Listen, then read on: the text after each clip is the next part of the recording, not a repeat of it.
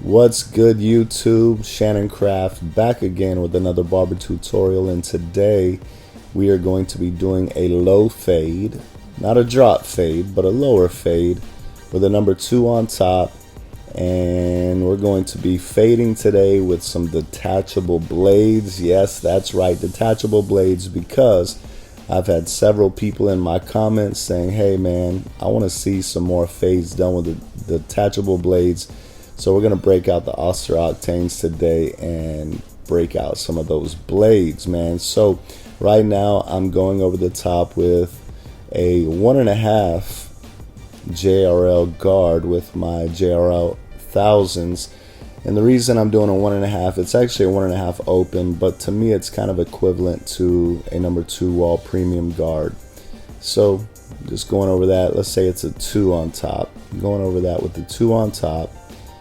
And then we're going to start fading with our detachable blades. Right now you'll see I'm going over the top a lot. Reason being is I have a pet peeve of mine. I hate seeing a real nice clean fade with little hairs poking out on top. That bugs the mess out of me.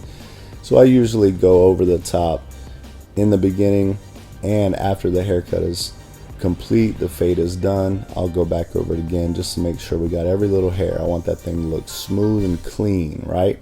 So now we have the number 2 blade, and we were cutting right in the parietal ridge area, trying to just fade right into that number 2 that we did on top. And then we put on the 1.5 guard. I moved just a little bit lower with that 1.5 blade rather, and just fading right into that number 2 blade. For me, it's so simple, and we'll come back and lay the foundation. But when you're in a shop and you have to move quick, you have to first lay your foundation, lay a good foundation, get everything flowing smoothly, then come back and do the detail work. So we did the 2 on top of the guard, 2 blade into that, then a 1.5 blade into the 2 blade, and now we're doing a 1A blade, which is, in my opinion, equivalent to around a number 1 guard. So now we're just blending right into that. Once again, in the shop, especially with us, we make appointments. Haircuts are 30 minutes long. That's what we get for an appointment. Haircut and beard is 45 minutes.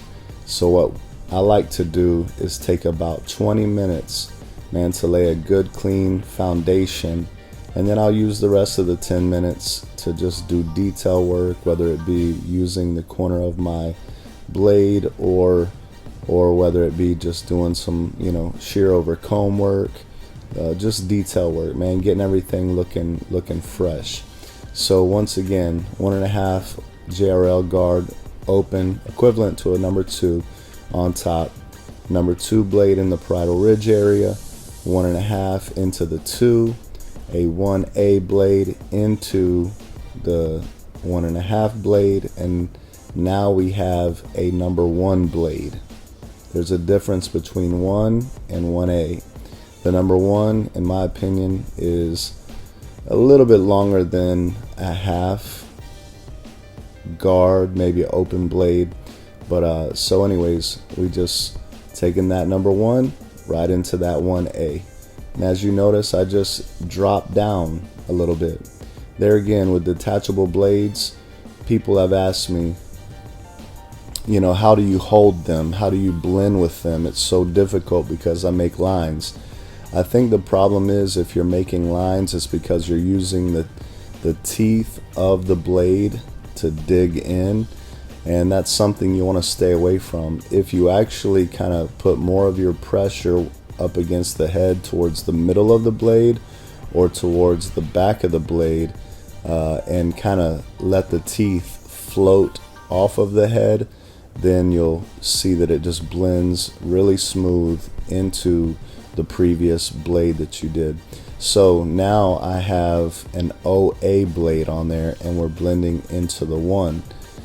So once again, 1.5 open JRL guard on top, a 2 blade faded into that, a 1.5 blade faded into the 2 blade, a 1A blade faded into the 1.5 blade, and then a 1 blade faded into the 1A blade, and now we have an OA blade, 0O blade, and we're just fading right into that. As you can see, as I get lower, I start using the corners of the blade to start working on details.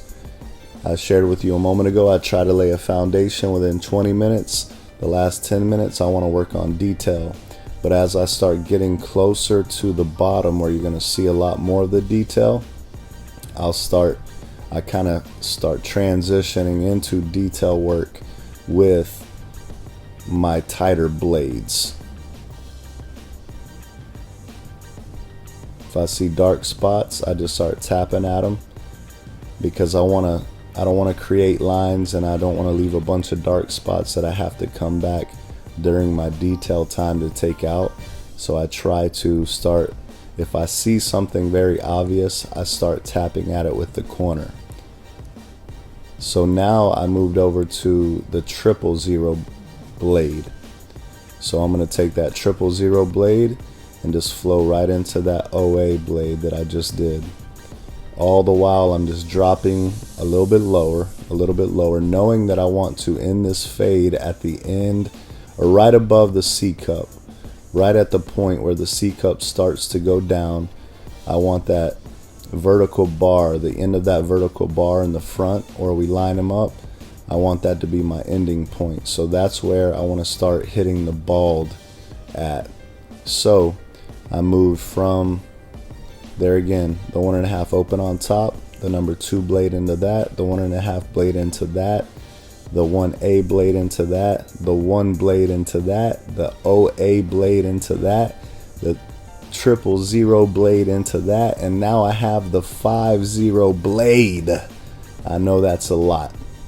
However, that 50 blade, I'm just kind of tapping around, going right into where I did the 000 blade.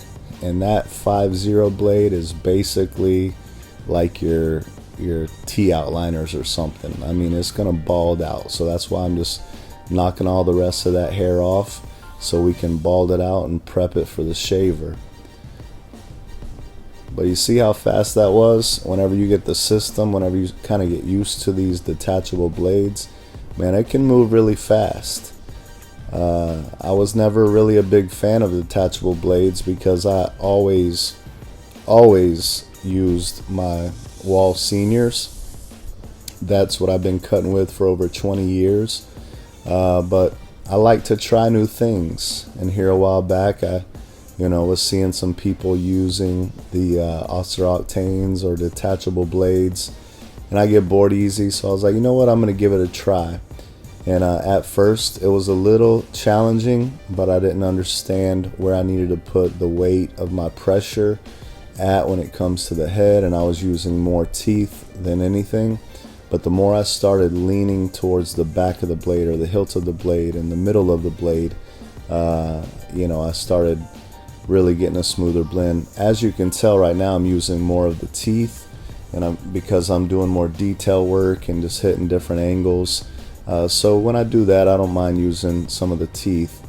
But when it comes to really just moving quickly and trying to tie that blend together, I'll use the back of the blade or the middle of the blade as far as where I put my pressure.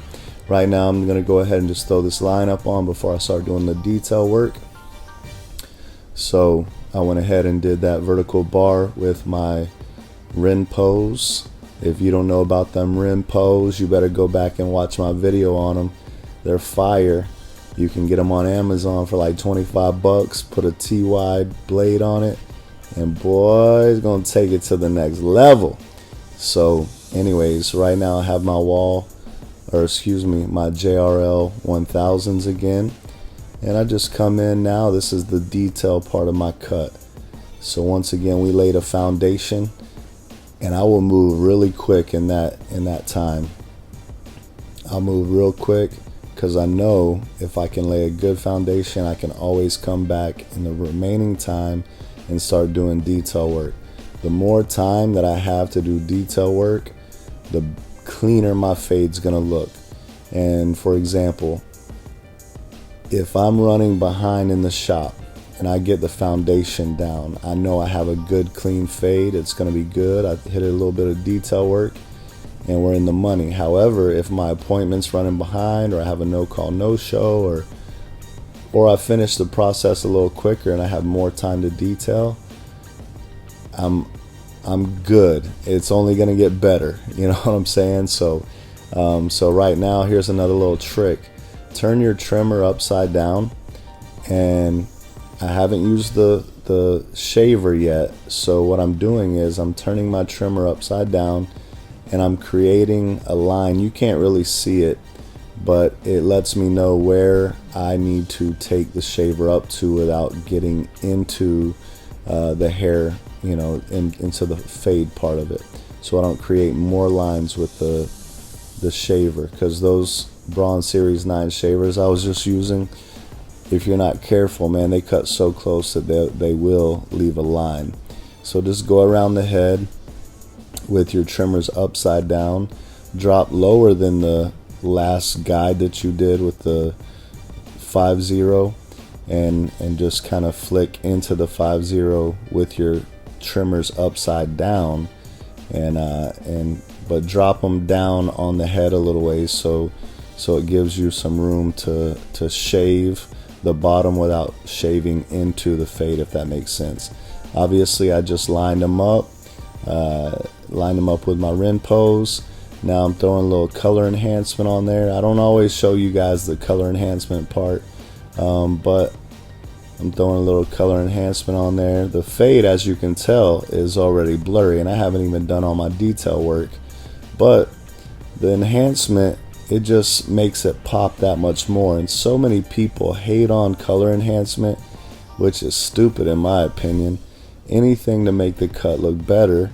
Well, I'm not trying to hide anything. I'm not trying to cover up any, you know, I'm not trying to cover up bad cuts. If you're doing that, then obviously, you know, maybe you gotta work on that or whatever. But once you got a good clean fade and you put a little color enhancement on there, man, it takes it to a whole new level. Obviously, I hit it up with the razor just to make it that much sharper. Now I want y'all to see, whenever I'm doing the beard, I lined up all of the beard except the top of the beard, and I went ahead and made a line on each side, where it's just a guideline of where I need to shave at, and I think it makes it look a lot cleaner. Now I'm just filling in some of the light spots, and there again, it's enhancement. He has a beard. We're just making it look a little better. Coming in, blending. Now, as you can see, I'm blending actually with my JRL thousands, but I just flip it upside down. See, now I already have a guideline that I've established. Now I'm shaving down to that guideline just to make it crispy and sharp. So obviously you don't want to spray above his hair up on his cheek. You want to stay where there's hair, but just spray a nice clean line on there and then just shave down to that line. That way it saves time. You don't have to create a line with your edgers, then give them an enhancement, and then shave it again. Just don't touch the top. Throw your line on there with the color like I'm doing now. Blend it in if you need to. I didn't blend it in first. And then break out your razor and just shave down to the line. You know, it's that easy. Save a little time. Anywhere you can save time, you're making money. So I encourage you to find things that just save time.